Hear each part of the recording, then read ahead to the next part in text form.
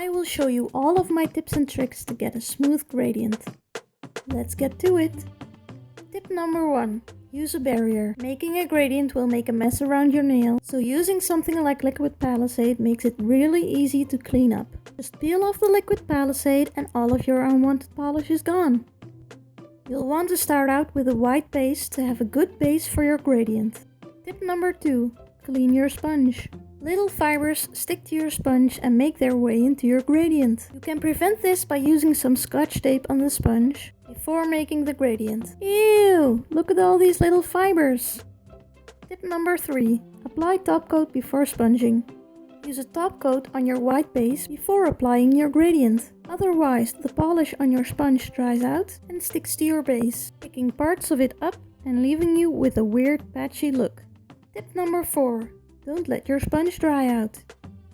When your sponge or parts of your sponge get too dry, it will pick up parts of your previous coat of gradient. So make sure to apply enough polish to your sponge.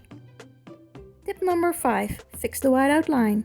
Sometimes after removing the liquid palisade, you're left with a white line at the cuticle. That's easy to fix. Just take a small brush and fill in the line with a bit of polish. So, what have we learned?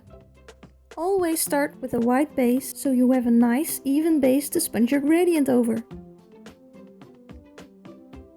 Use a flat brush dipped in nail polish remover to clean up around the nail so you'll get nice crisp edges. Also, apply a top coat over your white base to prevent the sponge from picking up the white polish. You'll want to apply something like liquid palisade around your nail so the polish doesn't get all over your skin. Some people like to use Elmer's glue or tape.